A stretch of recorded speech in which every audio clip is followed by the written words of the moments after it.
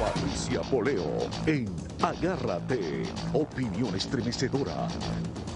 Buenas noches, bienvenidos a Agárrate. Bueno, hoy ha sido y será el día de hablar de los presos políticos en Venezuela porque hay mucho ruido alrededor de este tema, especialmente porque hay un debate en la Organización de las Naciones Unidas y se dicen mentiras y hay argumentos que se ha corroborado que son falsos, que provienen de parte de los voceros del gobierno, específicamente de la Fiscal General de la República de Venezuela, la doctora Luisa Ortega Díaz.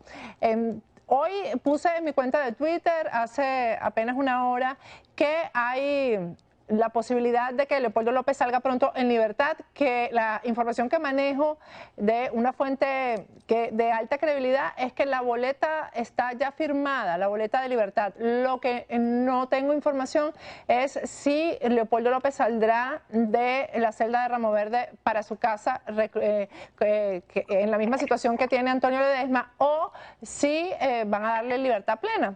Hay una gran diferencia entre las dos cosas. Hemos visto cómo Antonio Ledesma simplemente lo callaron y no puede hablar porque esa es una de las condiciones que tiene mientras está en la situación de casa por cárcel. Pero hoy hubo un evento muy particular y muy importante que tiene que ver también con la persecución política en Venezuela. Un caso emblemático de persecución política en nuestro país que le ha dado la vuelta al mundo es sin duda alguna el de la juez María de Lourdes Afiuni, la juez que puso en libertad al empresario Eligio Cedeño y que fue condenada prácticamente por Hugo Chávez en aquella oportunidad cuando dijo que la juez debía pasar 30 años presa. Desde ese momento hasta el día de hoy, la juez Afiuni se encuentra en una situación de privación de libertad, aunque hoy se encuentra en su casa. Es muy duro y muy doloroso lo que la juez Afiuni ha tenido que vivir, porque ese día quiso apegarse a la ley y poner en libertad al empresario. Se dijo en aquella oportunidad, y fue uno de los alegatos de la acusación, que la juez había recibido dinero que jamás se encontró, dinero que no estaba en las cuentas de la juez, dinero que no se encontraba en su casa, dinero que no existió, y hasta el sol de hoy la juez continúa en ese juicio. Hoy la juez, que tiene prohibición de hablar incluso a través de las redes sociales, no puede escribir, no se puede comunicar, no puede hablar con los medios de comunicación, acudió nuevamente a juicio y en esa audiencia pidió el derecho de palabra, lo cual por supuesto le pertenece por ley, y ahí recordó todo lo que ella vivió en la cárcel y todos los atropellos y las violaciones a los derechos humanos de los cuales ha sido víctima. Tenemos vía telefónica a Telma Fernández.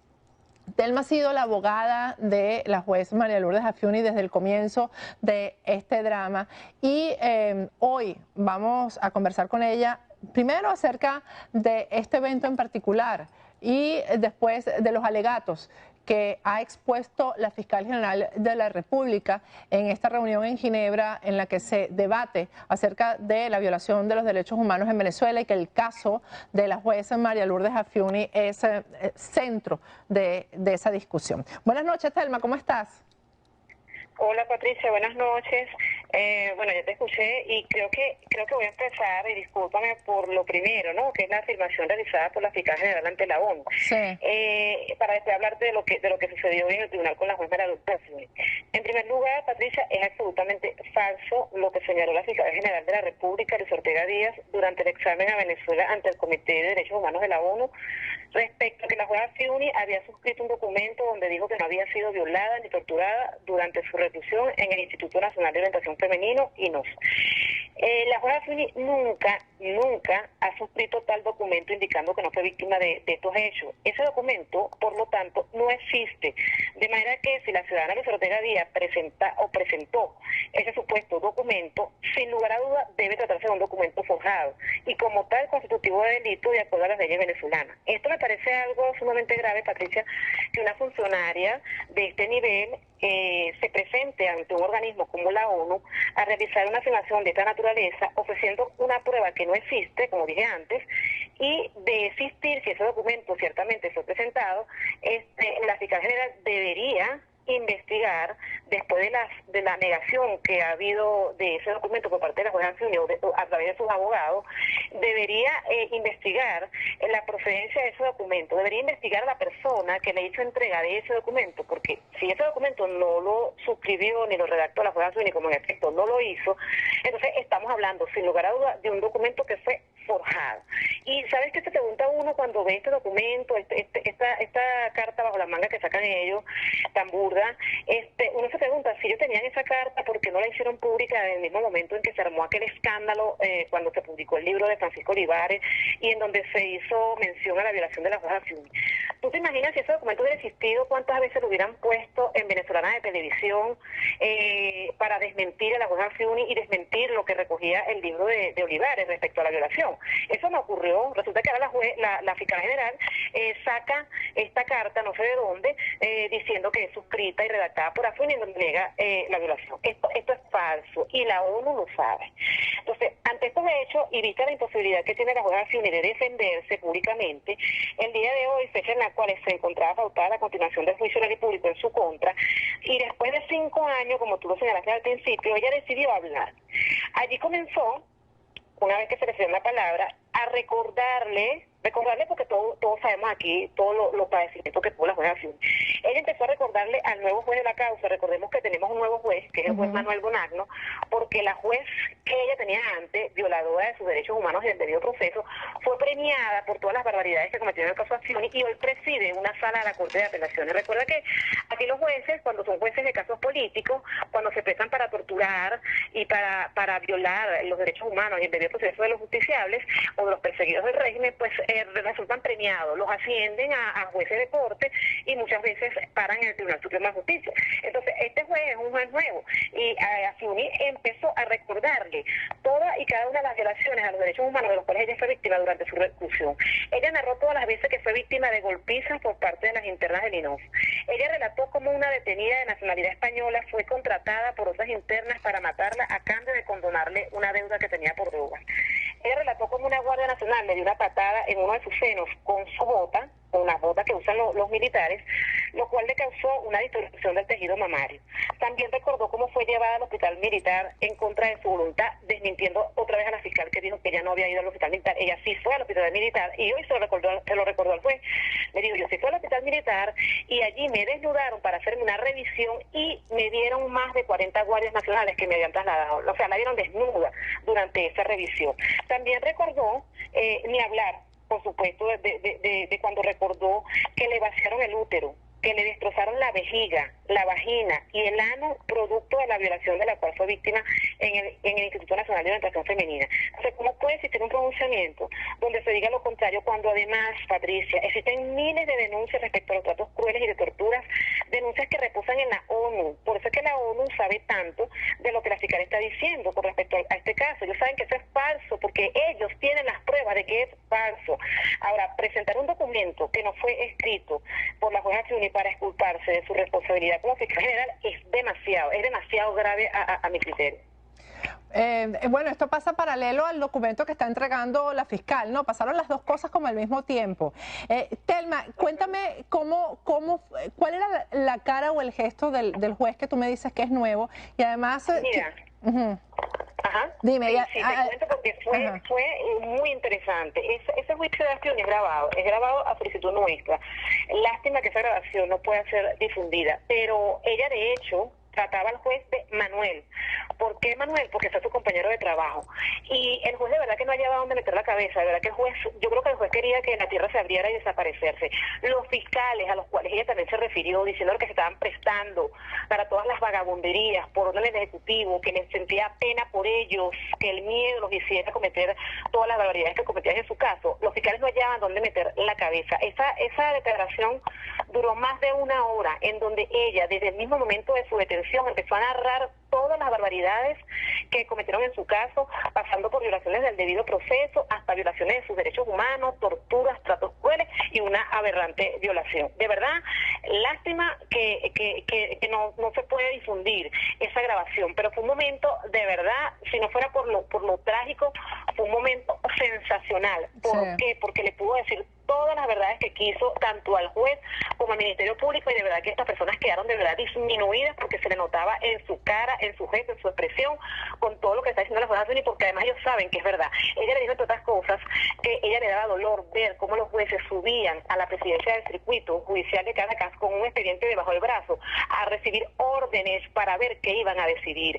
Ella dijo que ya habían pasado 6 años, tiempo durante el cual le habían desgraciado la vida a ella, a su hija y a toda su familia. Ella dijo que no tenía derecho ni siquiera a un seguro médico, porque solamente cuando escuchaban que se trataba de la jueza Fiuni, las compañías aseguradoras no la aseguraban por miedo. Por lo tanto, ya no tenía ni siquiera derecho a la salud. Ella comentó como que cualquier familiar que llevara el apellido Afiuni era perseguido del régimen. Ella señaló que era lamentable que allí los jueces, por miedo, no decidieran conforme a la ley y al derecho, sino los caprichos del régimen. Entonces, te podrás imaginar, de verdad que te lo cuento y se me ponen los pelos de punta, porque fue un momento de verdad muy emotivo, de verdad, que mira, yo no soy juez ni no quiero serlo en este régimen, pero ese señor de verdad que sintió mucha vergüenza, de verdad. Ahora, a la par, yo no creo que esa vergüenza llegue a tanto como para él no cumplir lo que le indique el Ejecutivo Nacional, pero sí se sintieron mal el día de hoy. Por lo menos yo creo que esta noche deberían dormir un poquito incómodo con todo lo que la juez le dijo en esa sala de juicio. Thelma, ¿y cuándo va a haber una decisión? Porque estamos hablando de 6 años de juicio. Ya por ahí hay una irregularidad. ¿Cuándo va a haber una decisión en este caso? Un juicio interminable. ¿Interminable por qué? Porque ellos no tienen pruebas, ¿verdad? Y ellos se sienten acorralados. Fíjate que aquí hubo una primera oportunidad en que se llevó a cabo este juicio. Y ya había pasado un año que llevábamos nosotros realizando juicio, cuando estábamos a punto de concluir, y había que reanudarse el juicio en una audiencia muy importante, en donde iba a quedar en evidencia el delito cometido por uno de los fiscales que conoció el caso Afiuni, el fiscal nacional, William Guerrero. El Ministerio Público no se presentó de manera deliberada, de manera intencional, provocando que el juicio se interrumpiera, es decir, que se perdiera todo el juicio. ¿Por qué? Porque se sintió perdido, porque este juicio, por más político que sea, por más que traten ellos de buscar de alguna manera una sentencia condenatoria, no tienen, porque aun cuando a Fiuni le negaron todas sus pruebas, las mismas pruebas que fueron promovidas por el Ministerio Público y que sí fueron admitidas, obviamente, pareciera que fueran pruebas ofrecidas por la defensa, porque lo que hacen es echar por la borda cualquier afirmación que realiza la fiscal en contra de la jueza Fiuni. Entonces, este es el segundo juicio que se realiza. De hecho, hoy el juez tenía que decidir acerca del levantamiento de las medidas cautelares en contra de la jueza Fiuni y la declaró improcedente. Es decir, que ella continúa en un juicio interminable y con medidas cautelares que, si bien no le privan de su libertad, sí se la restringe, porque ella no puede salir del país, ella no puede hablar en los medios de comunicación, ella no puede usar las redes sociales ni siquiera para asuntos personales, y ella tiene que presentarse cada cierto tiempo en el tribunal. Una medida de coerción personal no puede durar más de 2 años, y en el caso de que haya una prórroga puede durar más de 2 años, pero vencida la prórroga, lo que procede es la libertad plena, aun cuando el juicio continúe. En el caso de Afiuni, ya pasaron 2 años, ya se venció la prórroga que pidió el fiscal, y la jueza Afiuni sigue con medidas cautelares, a pesar de que la defensa incansablemente ha pedido su libertad. ¿Pero por qué? Porque su libertad o cualquier decisión en el caso de Afiuni no depende del Poder Judicial, depende del Ejecutivo, depende del régimen de Hugo Chávez y hoy del régimen de Nicolás Maduro. Bueno, lamentablemente esto está pasando además en otros casos. Hoy, por cierto, Thelma, en el programa vamos a tocar el caso también de otra presa política, de Araminta González, que también ha sido torturada, le han arrancado el pelo, el cuero cabelludo. O sea, estamos realmente ante un régimen violatorio de todos los derechos humanos, y parece que la comunidad internacional no termina de reaccionar frente a esto, lamentablemente. No, de hecho, María Lourdes Afiuni dijo que como ella, había muchas María Lourdes Afiuni. O sea, ella dijo, yo no soy la única, lo que sé es que hay mucha gente sin voz. Afortunadamente mi caso fue oído, mi caso llegó a instancias internacionales, mi caso causó escándalo, pero ¿cuántas Afiunis hay en silencio sufriendo las barbaridades de este gobierno, que no es un gobierno, que es un régimen, porque solamente un régimen viola los derechos humanos, como se violan en Venezuela? Entonces ella trajo a colación eso, habló del caso de Leopoldo López, que no podía estar recluido en un establecimiento militar cuando era un civil, que le habían sido violados todos sus derechos, y casos, una infinidad de casos político de presos, personas inocentes que el único delito que han tenido es ser disidentes al régimen. Entonces ella también hizo referencia a eso, que pues, casi como un llamado de conciencia, ¿no? Pero ya sabemos que, bueno, lamentablemente en Venezuela se ha perdido la conciencia, sobre todo estas personas que están comprometidas por una quincena, por un 15 y último, o están comprometidos por algún otro motivo con el gobierno. Estas personas de verdad, aunque tú lo llames a conciencia, de verdad que continúan en su conducta, pero bueno, en algún momento ellos responderán, como se lo dijo hoy la jueza Fiore, ellos en algún momento responderán por las acciones que están cometiendo hoy, porque ellos no pueden alegar que están cumpliendo una orden. Ellos son responsables de lo que están haciendo y así se lo hizo saber la jueza Fiore. Bueno, Telma, muchísimas gracias. Nosotros vamos a seguir, por supuesto, pendientes de este caso, que además es emblemático porque es uno de los casos que se ha estimado, por lo menos a nivel internacional, donde, como tú dices, tanto la ONU como otros organismos que se supone deben preservar por los derechos humanos, pues están al tanto de lo que ha ocurrido aquí realmente. Muchísimas gracias por habernos atendido, Telma. Gracias a ti, Patricia, un abrazo. Bueno, ustedes escucharon esto. Hay una información publicada el día de hoy en el Nuevo Herald, publicada por el periodista Antonio María Delgado, que habla de que el chavismo podría liberar en las próximas horas a los presos políticos por un acuerdo con los Estados Unidos. Vamos a tratar de conversar con el colega Antonio María Delgado, que sabemos que está de guardia en este momento en la redacción del Nuevo Herald, al regreso de Agárrate. Agárrate con Patricia Poleo. Regresamos con Agárrate. Ya tenemos vía telefónica al periodista del Nuevo Herald, Antonio María Delgado. Antonio María Delgado hoy ha publicado una información que le ha dado la vuelta al mundo. Dice que el chavismo podría liberar presos políticos para congraciarse con Estados Unidos. Vamos a dejar que sea él mismo que nos explique esta noticia, que además es una buena noticia definitivamente para el país. Buenas noches, Antonio María, ¿cómo estás? Buenas noches, Patricia. Buenas noches, apreciada audiencia.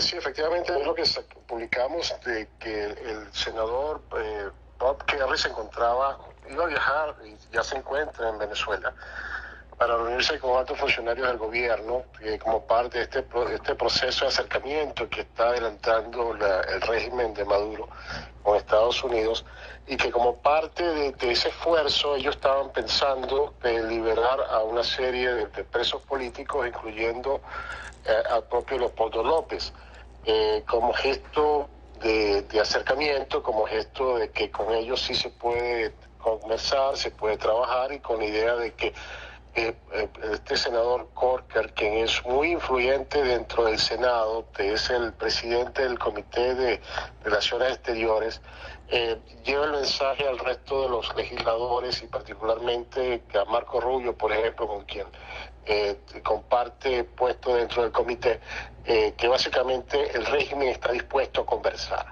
La información que hemos recibido es que el régimen pensaba liberar a Leopoldo, pero que Leopoldo no quería aceptar o estaba renuente a aceptar, porque básicamente lo que se estaba buscando es crear una situación muy parecida a la que enfrenta en este momento Antonio Ledesma, quien tiene una especie de casa por cárcel, pero no tiene posibilidad de conversar con nadie, y cualquier acción que pueda hacer tiene que consultarla primero con un juez. Antonio María, es lógico que el régimen vaya a imponer ciertas condiciones a la libertad de Leopoldo López, porque además estamos en época electoral, ¿no? La libertad de Leopoldo López, libertad plena, le haría muchísimo daño electoralmente al gobierno, eso es obvio, ¿no? Sí, sumamente inconveniente, así sería. La información que yo manejo es que ya la boleta estaría firmada, ¿no? Y la manejo de muy buena fuente, no lo tengo confirmado, por supuesto, hasta que no se le entregue a los abogados o sea entregada en ramo verde. Pero quizás el punto de discusión es ese precisamente que tú estás mencionando. Fíjate, hablar de presos políticos, por supuesto, el emblemático es Leopoldo López y también Daniel Ceballos, pero por debajo hay muchísima gente. Antonio María, yo no sé si tú manejas información de que si serían puestos en libertad todos, porque la mayoría provienen precisamente de las protestas que comenzaron el 12 de febrero del año pasado. Sí, la información que tengo es que se pensaba liberar un número significativo de presos políticos, muchos de estos estudiantes, los que quedaban, porque han estado liberando ya algunos. Sí. Pero muy selectivo. Más que todo esto es cualquier cosa que pueda utilizar para fines de propaganda, para fines de convencer y para fines de engañar en realidad. a ciertas personas, autoridades o personas de influencia en Estados Unidos para darle la impresión de que se puede conversar con el régimen, de que no es tan malo como lo pintan, de que es gente razonable con la cual se puede sentar y dialogar. Y todo esto viene a raíz de toda esta serie de encuentros que han estado sosteniendo este cónsul, el enviado especial del Departamento de Estado, el señor Thomas Shannon, con autoridades venezolanas, quien yo entiendo presentó básicamente una agenda de puntos, de temas que preocupan al Departamento de Estado. En primer lugar estaba Leopoldo López, y particularmente cuando estaba en huelga de hambre, se tenía que pudiera hacer daño para su salud. El segundo punto era que se anunciara la fecha de las elecciones, y efectivamente eso ya ocurrió. El tercer punto, y que todavía falta por definir, es el tema de la presencia de observadores internacionales. Lo único que se sabe es que la gente de UNASUR va a estar presente, pero lo que busca el Departamento de Estado, lo que le gustaría conseguir el Departamento de Estado, es que no sean solamente gente que vaya a acompañar las elecciones, sino gente que vaya a observar las elecciones. Y esto contempla gente especializada. Y la liberación de los restos de los presos políticos, pero esto no, que yo entienda, no hay una lista de las personas que se están buscando, sino que podría ser algo solamente parcial, ¿no? Sí, para la audiencia que no maneja esta información, pues Antonio María Delgado es venezolano, pero tiene muchísimos años en esta comunidad. ¿Cuántos años tienes aquí, Antonio María? Bastante tiempo, estoy aquí en el 96. Bastante tiempo. 19 años. 19 años, por eso es que esta pregunta que te voy a hacer, yo sé que tú puedes responderla bien. Y es este tema de cómo, paralelo a una investigación que se está haciendo a altos funcionarios del gobierno venezolano por estar involucrados en el tráfico de drogas, por testimonios que hay aquí, investigaciones, etcétera, ¿cómo paralelo a esto corre, y también ligados con el terrorismo, corren estas conversaciones de personeros del gobierno de los Estados Unidos con gente del gobierno venezolano? O sea, ¿cómo pueden transcurrir las dos cosas al mismo tiempo? Explícanos tú eso, Antonio María. Sí, bueno, ciertamente fue una reunión sorprendente, sorprendió a mucha gente aquí en Estados Unidos, primero. Segundo, es una reunión de alto riesgo para el señor Shannon, quien entiendo, hay un esfuerzo para citarlo ante una audiencia del Congreso para que dé explicaciones, que por qué se reunió con el señor Diosdado Cabello, quien está siendo investigado por dos fiscalías federales diferentes, al menos dos, podrían ser más, por sus vínculos con el narcotráfico.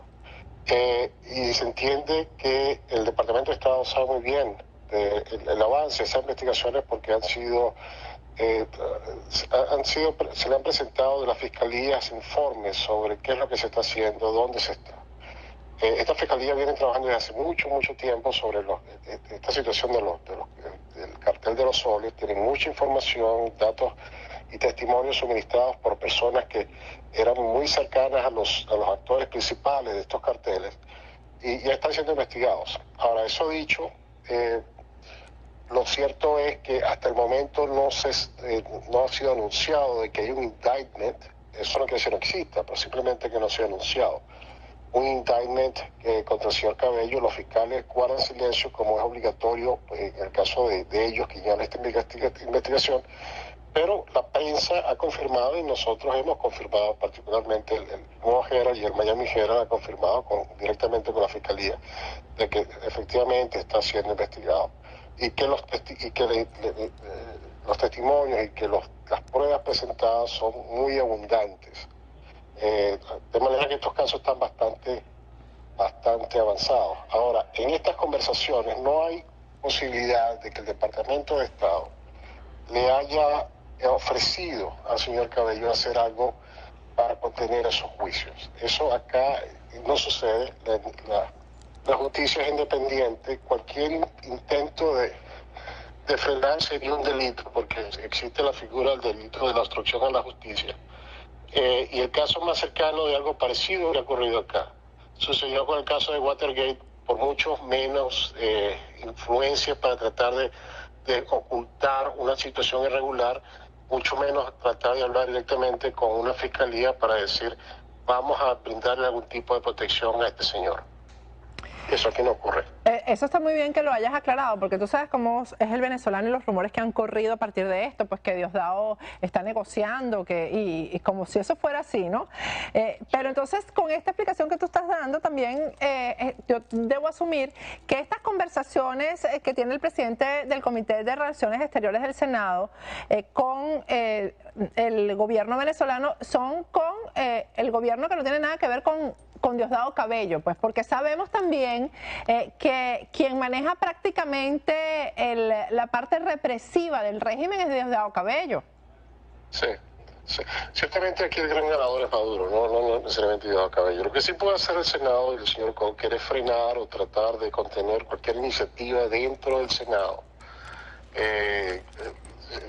correspondiente a alguna idea de sanción adicional o alguna medida adicional que se quiera aprobar en el Senado. De ser convencido, de convencerse de que es inconveniente a tomar posturas hostiles hacia Venezuela, no solo Venezuela, sino hacia el régimen de Maduro, él podría jugar alguna influencia. Me dicen que el senador es un hombre muy independiente, no es un hombre muy manipulable. Y yo sé que se está reuniendo con representantes de la oposición.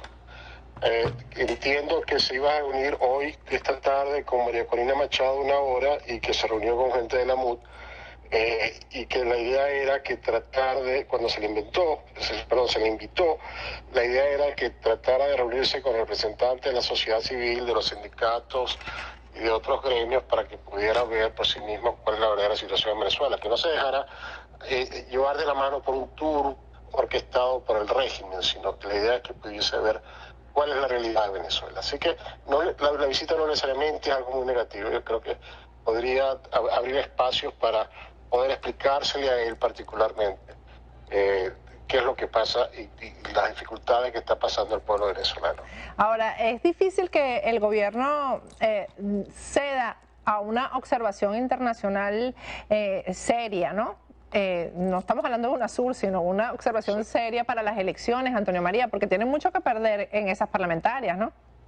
Sí, solamente sería difícil. Creo que sería un gran punto de resistencia. Yo creo que un poco la iniciativa, lo que busca de acercamiento y el juego que está, porque ellos creen que una elección podría ser el camino para poder buscarle una solución pacífica a este clima de enfrentamiento que se está generando en Venezuela, esta crisis política social que se está presentando en el país. El temor es que la gente que observa, que también proviene de Washington, teme que el Departamento de Estado subestima la capacidad de hacer trampa del régimen. Ellos han refinado el proceso, llevan años haciéndolo, lo tienen muy bien adelantado y es muy difícil captarlos haciendo trampa.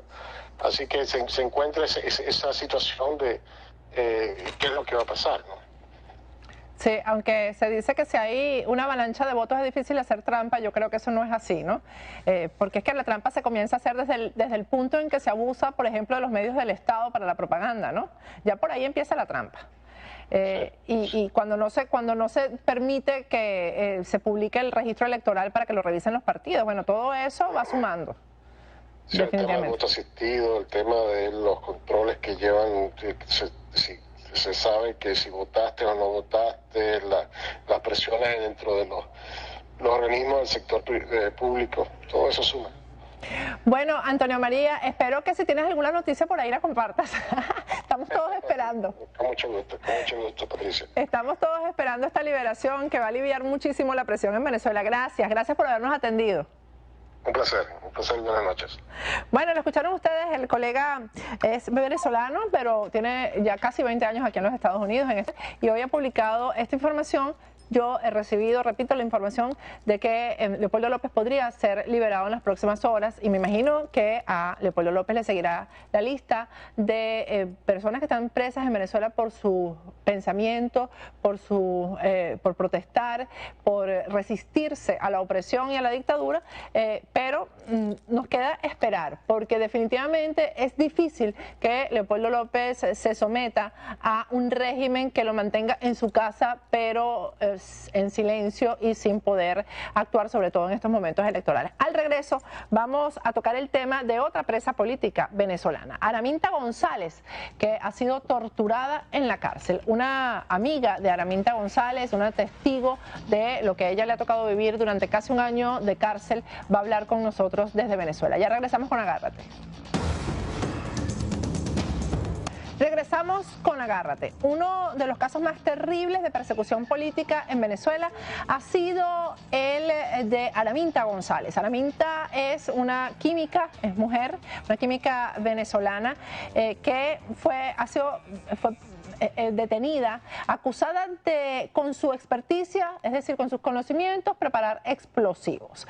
Fue detenida hace casi un año. Araminta además es huérfana y solamente cuenta con una amiga que la ha estado atendiendo. Ya está presa en la cárcel de mujeres de Los Teques en Venezuela. Tenemos vía telefónica a Dinora Díaz Paz. Es amiga de la presa política Araminta González.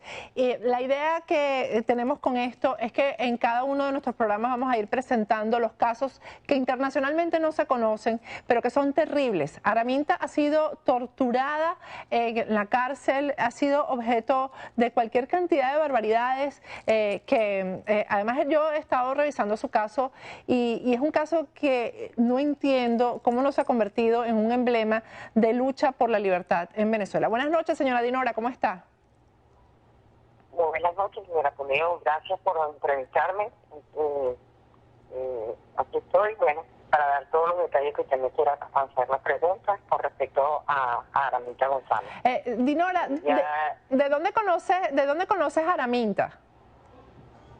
Yo tengo mucho tiempo conociéndola a ella. Nosotros participábamos, bueno, estábamos en las concentraciones de aquí de Venezuela, en Plaza Altamira. Ahí nos hicimos muy amigas, compartimos y bueno, de hecho andábamos las dos pues para arriba y para abajo en nuestro trabajo de participar en las concentraciones, estar ahí, pero hasta ahí. Dinora, dice lo que he estado leyendo, que a ella la detuvieron tomándose un café con su novio, Albert Díaz, se los llevaron a los dos ese día detenidos, pero hasta el momento, eso fue hace casi un año, no se sabe dónde está Albert Díaz, que era su novio. O sea, lo metieron preso y nadie sabe dónde está. Es correcto, nadie sabe dónde está. Ella ese día me contactó, estuvimos conversando y me dijo que estaba en el centro comercial tomándose un café con Albert Díaz y de repente, mira, los agarran, a él se los llevan junto a ella en diferentes unidades del cuerpo técnico del CPC y lo trasladan a la avenida Urdaneta, en la cual ella la colocan en un cuarto y a él en otro cuarto. En ese momento ella simplemente escucha, porque eso es lo que me contó ella, lo escuchaba y de ahí para adelante no lo ha visto, no sabemos nada de él. Hemos tratado de investigar a ver dónde está, pero no sabemos absolutamente nada, ¿no? Bueno, yo creo que eso es lo más extraño de todo este caso, ¿no? ¿Ah? Es lo más extraño de todo este caso. ¿Cómo es posible que una persona desaparezca de esa manera? Es correcto, eso nos preguntamos todos, que dónde está él, dónde ubicarlo, y nadie sabe de él, nadie. Ni ella, ni nadie. O sea, está desaparecido, no sé dónde lo metieron, dónde lo guardaron, dónde lo escondieron, en ninguna parte se consigue. Dinora, ¿qué es lo que le han hecho a Araminta en la cárcel? ¿Cuáles han sido las torturas a las que ha sido sometida? Bueno, mientras ella fue detenida, ¿verdad? El día que la detuvieron por primera vez, que se la llevaron a la Urdaneta, ahí la maltrataron horriblemente. Ahí le jalaron el cabello, le hicieron un trapo en la cara, le enrollaron los pies, le dieron con palos, le daban golpes en la cabeza, puños en la cabeza para que ella denunciara a personas que ni siquiera conocía, ¿entiendes? Porque la estaban involucrando en cosas que realmente no, por el simple hecho de ser una profesional de la química, una profesional que se dedicaba a su trabajo. De hecho, ella no tenía tiempo para andar en eso porque su trabajo no se lo permitía, ¿no? Entonces, ¿qué sucede? Personas inescrupulosas se dedicaron a, ¿cómo te explico? A señalarla, ¿no? A señalarla a ella como que si preparaba explosivos en ningún momento ella hacía esa esposa, ¿no? Te lo digo yo personalmente, o sea, te lo digo yo que la conozco y estaba también junto con ella.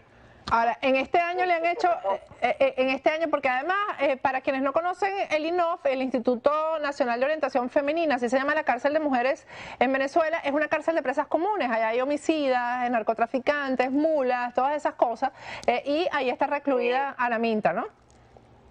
Ella está recluida, sí, exactamente en el INOF. No hace una semana atrás, 2 semanas atrás, se presentó un problema. A ellas viven en mal estado, las maltratan.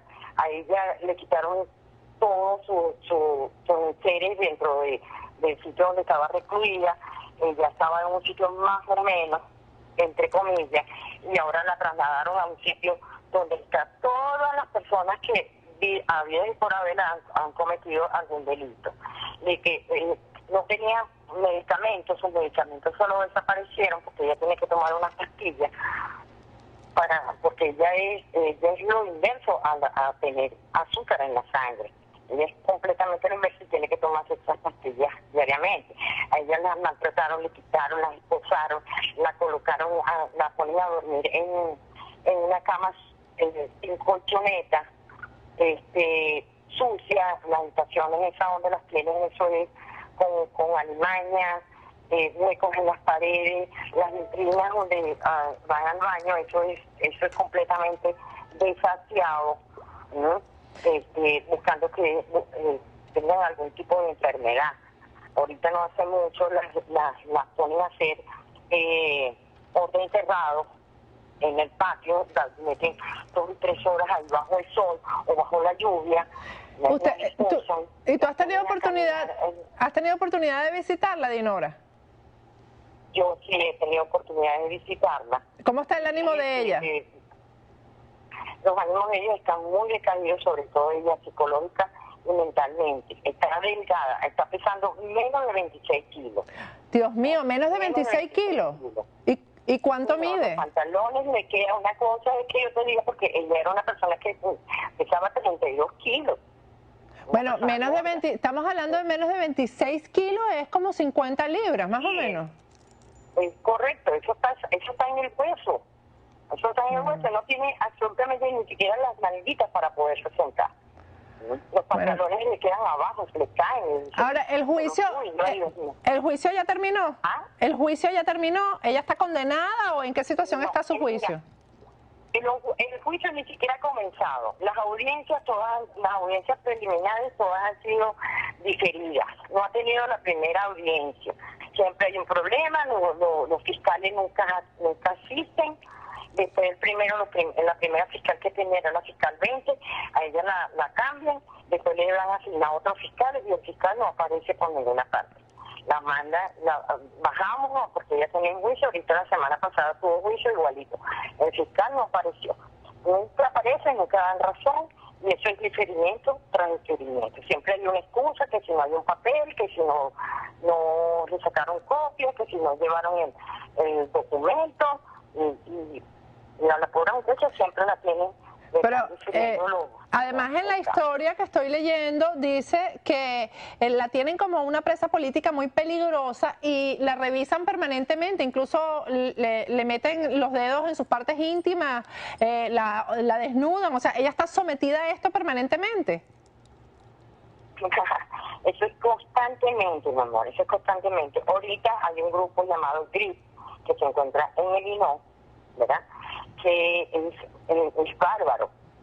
Es bárbaro. Entonces, cada vez que ellos le provocan, mira, las agarran, las paran, las esposan, las desnudan, las revisan hasta donde más no pueden, porque ellos piensan que ellas tienen cosas, tienen teléfono, tienen no sé qué.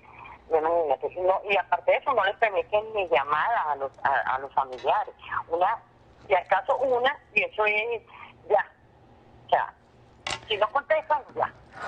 Bueno, señora Dinora, nosotros vamos a estar muy pendientes del caso de ella y de otros casos de presos políticos en Venezuela. Ojalá se cumpla esto que ha dicho el periodista del Nuevo Herald el día de hoy, que viene liberación de presos políticos en Venezuela. Ojalá eso se cumpla. Muchísimas gracias por habernos atendido. Yo quiero que se cumpla.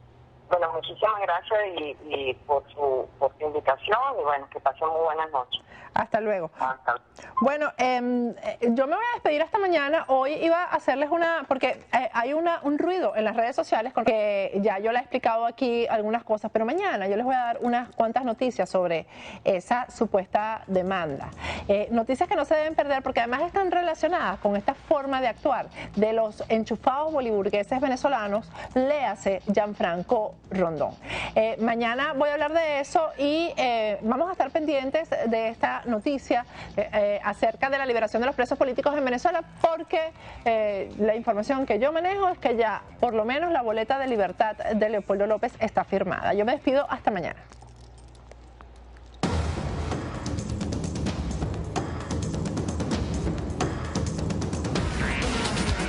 Patricia Poleo en Agárrate, opinión estremecedora.